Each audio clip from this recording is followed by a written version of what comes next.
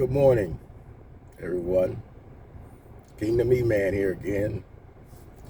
I want to share something with you all today that sort of happened to me, but I had to think about it. And I realized sometimes the things that happen in your life, they're not really for you, but they're really for somebody else. And that's the purpose of a testimony, not to really help you because you've already benefited. The purpose is to help somebody else. And so I'm going to take the time to share with you all something that transpired in my life today.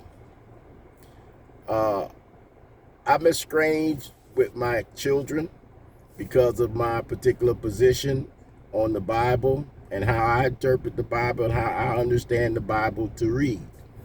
They don't necessarily agree with me. They're all grown now. They're not little babies. They're all grown men and women. So they have to choose for themselves who they're going to serve.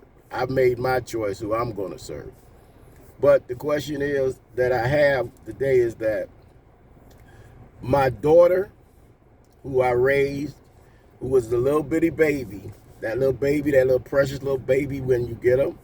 And I don't think a lot of people understand what that means to a father, to have a daughter. It's one thing to have a son, but to have a daughter, then that protection and that need to protect them kicks in, and you always think like that about your daughter. So you want to try to make things as safe for your daughter as you can, and you want to protect them as much as you can. So my daughter, when she was born, I gave her my name, but the female version of it. And it was amazing to me to see this little bitty baby and to see her born and to know that she was my daughter. I was always blown away by that. So it was something that I saw in Roots when I was younger. And I just thought it was the most amazing thing. So I did that with her. I don't know, some of you old school people may remember the scene from Roots when Kunta was born and Kizzy was born. All the children that was born, they always took the babies and they held the babies up to the sky. And they said, "Behold, the only thing greater than yourself." So I might be dating myself, but yeah, that was a scene in Roots. So if you ever seen Roots with LeVar Burton, go back and pull that out of the archives or something and check it out. But anyway, I did that with her, with my daughter. And the one thing I realized is that I wanted my daughter to be given to God from the very beginning. That was a gift that God gave to me, and that was my way of giving it back to him and honoring him for the gift that he gave me. So my daughter, which I was so excited about raising and being around, the first words that I taught her wasn't Dada, wasn't Mama, wasn't any of those things. The first words that my daughter ever uttered was these words: "I'm a winner." I taught her those words before I taught her anything else. I said, "You're a winner." And I got her to repeat it over and over again. She used to mess it up at first when she was little. She said, "I'm a winner." You know, babies, they can't really pronounce things. But she got to the point where she could say it very clearly. And when I always asked her, say, "What are you?"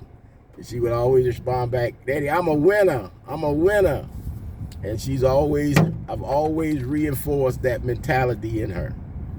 So as she grew up, I always wanted her to remember that she was a winner. Now, as she grew, you gotta understand, my daughter's very smart, very intelligent. And I don't say that just to be saying it because it's my daughter. This girl was reading the newspaper at 3 years old. I mean, the actual newspaper, not just the funny papers or whatever. The actual newspaper she was reading at 3 years old. At 5 years old, she would have debates with me, okay, at 5 years old, because I wanted to give her the experience of understanding that you have a mind and your mind is valuable. And you can be able to speak your mind when you need to.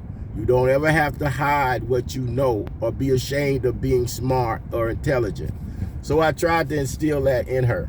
So we always would have these debates back and forth. That went on for years. Actually, all the way up until she became an adult, we would still be having debates. But I always loved it because she would sometimes challenge me on my thinking, and I tried to challenge her on her thinking sometimes, just to see if we could come to an agreement on anything. And most of the time we did. Most of the time we came to an agreement and understood the other person's side of it, and we were able to reconcile everything and make it all good. So, but understand this, things happen in your children's lives that changes them forever. And they may start out these sweet little, nice little kids, these little babies, and everybody's smiling and playing, and they got all these cute little, things that they do. And everybody's always laughing and grinning. Okay, that's one phase of their life. But as they start growing up, they start dealing with other things. So when my daughter started going to elementary school, because of her being so intelligent, the other kids, we went to a school that was predominantly black, and because of when she went to that school, the other kids in the school used to pick at her and poke at her and make fun of her for knowing the answers, because she was always told, don't be ashamed of being smart. So she would always raise her hand and she would always have the right answer. And the other kids got jealous and were angry with her. A couple of them tried to beat her up and hurt her. And I went out to the school and straightened that out right quick. Okay, now, bro, y'all ain't fit to do that. I ain't fit to allow my daughter to come to the school just to get beat up. So yeah, I straightened that out real quick, okay? Her own mother wouldn't go down there, but I wasn't fit to tolerate that kind of foolishness, not with my daughter. So once she got that straightened out, I realized that my daughter was lacking some skills that she would need to deal with those kind of people in her life. And I realized that, so I had to realize that she had to be trained to do something different, okay? So I started teaching her how to use her words as weapons and how to destroy a person with words. And I started teaching her that, because understand this, I was already being trained in martial arts myself. And I was trying to teach, I taught my sons how to fight. Both of my sons. One of them was already a natural fighter, and one I had to teach how to fight. But I taught my sons how to fight. But my daughter, I wanted to keep her on the feminine side. I didn't necessarily want her to be aggressive, and she never really had that kind of spirit to be aggressive like that. But I did not want her to be a victim of anybody. So I taught her how to fight with her words, and understanding that words hurt a lot worse than blows sometimes. So that's what I got her to understand. I taught her to understand that, and I taught her how to use a person's words, or your words, to cut a person to the bone, to the quick. And they would leave her alone because they could not match her mentally. And when a person can't match you mentally, they become afraid of you. The animal response is to attack you, because they don't know what to do mentally, how to deal with you. So the only other response is to attack you. So they attack you out of ignorance, because you have dealt with them through words and knowledge. And because of that, they attack you. Now, I realized that I taught her how to do this at a very young age. And trust me, my daughter's very smart. She learned very quickly, and she learned very well. She learned very well. And she became an expert at the art of using words to destroy a person's person, to break that person down. If a person seemed like they was bigger than her or tougher than her, she would use words to bring them down to the point that they were so small that they would be like an ant under her feet. So by teaching her this skill, unbeknownst to me, thinking that, okay, this was going to protect her when I couldn't be there to protect her, and she wouldn't have to always work as a result of physical violence to protect herself. So I taught her that skill and that art. Like I said, now, she didn't get that from her mother. Her mother was a very feminine, very soft-spoken woman. Okay, very.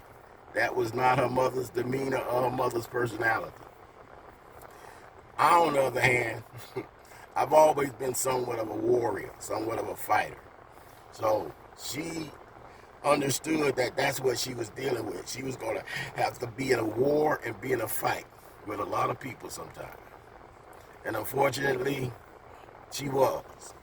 But because she got so trained and so good at using those words that very few people would bother her after a while. Once she destroyed them verbally, they would basically tuck their tail between their legs and run off and really try to stay away from her as much as they could because they could not face that kind of mental assault.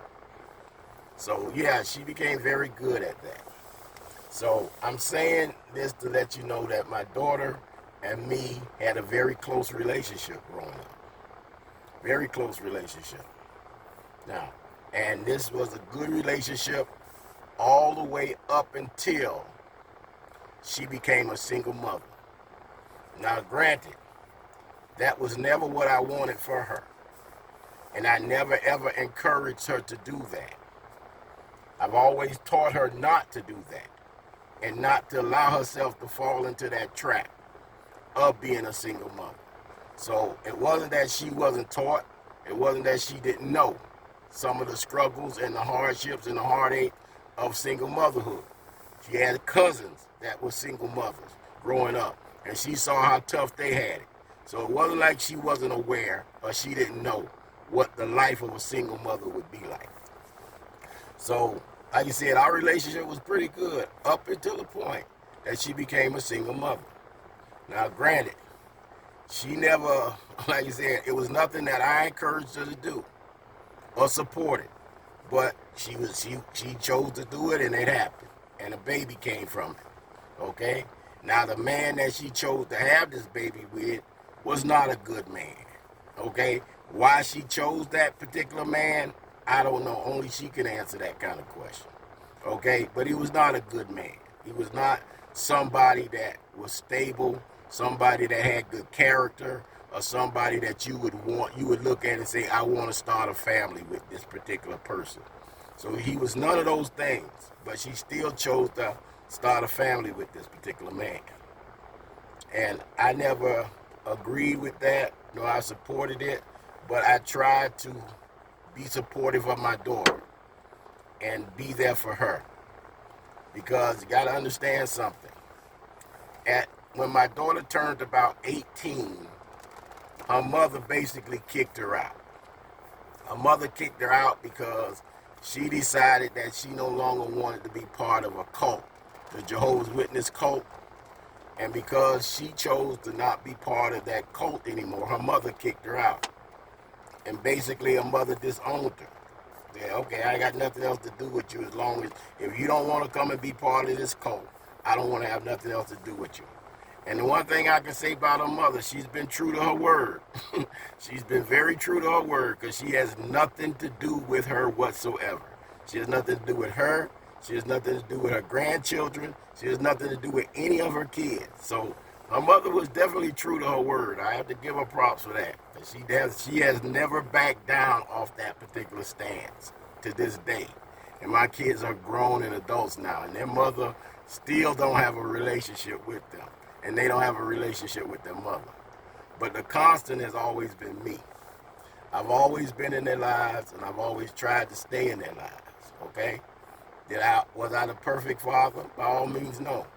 But I was a father that was always there for them, a father that always looked out for them, a father that cared about what happened to them. I was that kind of father.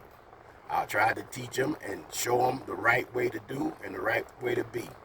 Yeah, they got punished when they did wrong, but they got rewarded when they did right. So I always encouraged the right, but I discouraged the wrong. But again, like I said, that's a learning process for children. They have to learn between right and wrong, good or bad, okay? Good and evil. They have to learn these things. And as a parent, that's the stuff you're supposed to be teaching your children. So I tried to do my best as a father, basically a single father, because at that time, that's what I was. So, yeah, and what happened was that her mother, like I said, disowned her, didn't want to have nothing to do with her. So when she got pregnant from this guy that she chose that really wasn't fit to be a father or a husband, he didn't really qualify for either one, but she chose him nonetheless. So she ends up with a baby. Now, as a young woman having a baby for the first time, this was the first time she ever had a baby, you would expect that her mother would be there to support her and help her through this pregnancy or help her when the baby's born or anything like that. Mother didn't even care. Mother didn't even worry about it. Mother had nothing to do with it. Mother didn't even want to know about it, okay? Don't want to know about her, don't want to know about the baby, don't want to know nothing, okay? But I decided to fly all the way to Chicago to support my daughter in her pregnancy. And I was there for her. I made sure to be there for her and try to help her, okay, through a whole situation, okay? And I did what I could while I was there. And I got pictures of me holding the baby when she was born in the hospital. When the baby was born in the hospital, it's a boy. When the baby was born in the hospital, I was there trying to support her and help her through the whole thing. So yeah, that's the kind of father I tried to be to my daughter. Okay, let's fast forward now to recently. Okay, recently my daughter has decided that I'm the problem. That everything I think and I believe now is wrong. And everything that I tell her now is wrong. That she don't have to listen to me and she don't have to listen to what I say, or I'm thinking crazy now. I don't make sense anymore. Now all this happened post her becoming a single mother. Up until that point, hey, anything Daddy said that was good. Good, okay, Daddy, fine. All right, yeah, I'll do it that way, Daddy. It was always, go ahead, do what Daddy says. Once she became a single mother, that all changed. Now, Daddy was the problem.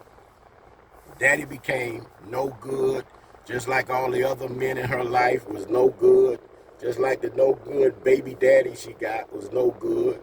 So every man became no good, including me. So I realized that how could I be the no good man in your life when I've been the only consistent man in your life all your life? But now, because you chose the no good baby daddy, I became the no good man? Is that even possible?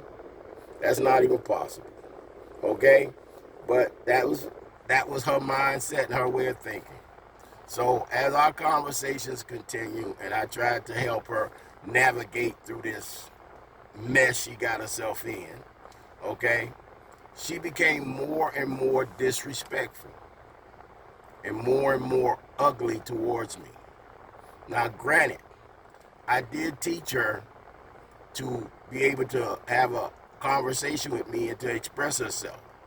But there was always this limit and this boundary that was set up.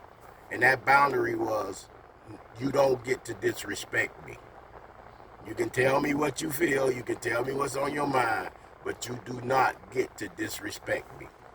That was always the rules. That was always set up in stone. Okay? But after this situation, those rules, she threw those rules out the window.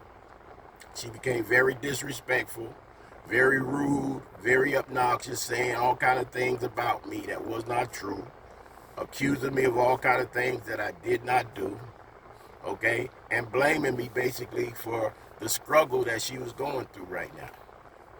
And I'm like, okay, fine. But I tried to put up with it as long as I could and tried to ask her to stop several times. But she refused to do it.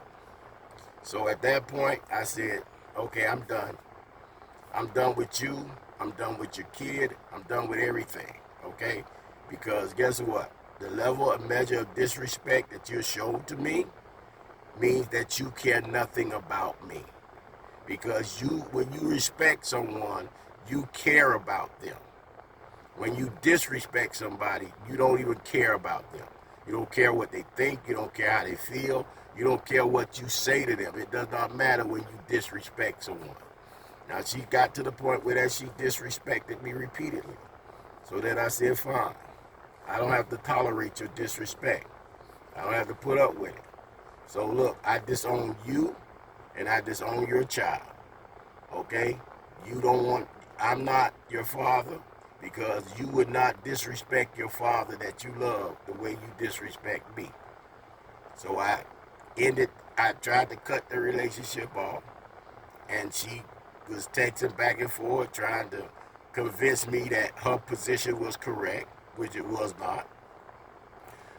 But it got to the point where that it became so toxic and so, non-productive that I was like, no, I'm done. We don't have to talk anymore. We don't have to converse anymore. We don't have to have interactions anymore. We're done. So that was fine. And I was okay with that because I know for myself what my value is. And when you don't know your value, other people will put a value on you. And your value, the value they put on you is going to be a lot less than the value you can put on yourself. So if you're not valuable to you, you're definitely not valuable to somebody else. And once a person starts disrespecting you, that's them telling you they don't value you and you don't matter to them. So I don't care who it is, if it's your children, if it's your friend, if it's your coworker, if it's your boss, I don't care who it is. If they get to the point where they can disrespect you right to your face, that's letting you know that they have no value. You have no value in their life whatsoever. Okay? So understand that particular point. And now that she's come to that place, then I didn't want to have anything else to do with her or talk to her. And she's upset at the fact that I disowned her and her son. But I don't have a problem with doing any of that. Because the one thing I will not accept in my life is people that disrespect me. I don't care who you are. If you disrespect me, I don't have to accept you in my life. I don't have to deal with you. I don't have to have anything to do with you. Okay? And that's fine. I don't have a problem with that at all. So, good. But I don't have to deal with that. And I won't. But the thing came up where she decided, I posted something and she reacted to the post, so she decided to text me today. And she responded to the post and she was telling me to stop posting stuff like that because of that I'm such a sinner and I'm such a terrible person that I shouldn't be able to post stuff like that. And I'm like, okay, fine. I have never denied that I'm a sinner, okay? And she had the nerve to try to remind me that I watched porn at one time. It's like, right, okay, yeah, that's pretty bad. I did watch porn at one time. But do I watch porn now? No. I've been delivered and set free from all of those things, okay? Somehow she thinks that's some kind of flex against me, okay? And I just reminded her, he who without sin cast the first stone. So if you want to point fingers at me for a sin that I no longer partake in, that I repented for, then you go ahead. That's fine. But you're not Jesus. And you don't get to do that. See, only Jesus gets to, forgive sin. Okay? Not you. We should forgive sin. We should forgive people that sin against us. But trust me, most of us don't forgive people that sin against us. Okay? Let's just keep it a buck here for real. We really don't forgive people that sin against us that easily. Okay? So yeah, but I understand the reality that, look, certain people in your life will always find a way to blame you for their problems. They will. No doubt about that. I don't care what you do for them, how you treat them, what you give them.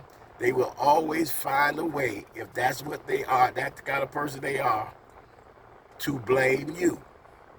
Okay? And parents, understand this. Your kids will blame you because their life didn't turn out great. If their life don't turn out great, you gonna be the fault of it. Not the fact that you taught them everything they needed to know to become great. That doesn't matter. The fact that their life didn't turn out great, that's your fault. Not understanding that they have some responsibility and accountability for their own lives, which they don't like to take or take responsibility for, because it's easier to blame somebody else. So I'm saying this to you all today is that, look, my daughter believes somehow that she has some kind of righteous standing to talk down to me, to disrespect me, and to say whatever she feels out of her mouth to me. And I just say that to warn some of you fathers out there who got daughters that you're teaching to be strong black women.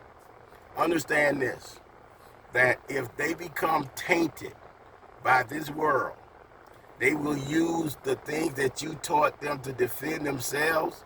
They will use those same weapons against you one day. Okay, when you become the enemy. Okay, as long as you're a friend, you good. But the minute you become an enemy, the weapons that you trained them with, they will use those weapons against you. Every time. Don't fool yourself. It will happen. So my advice to you fathers out there who's trying to raise up daughters to be strong women, understand that a strong woman is a submitted woman.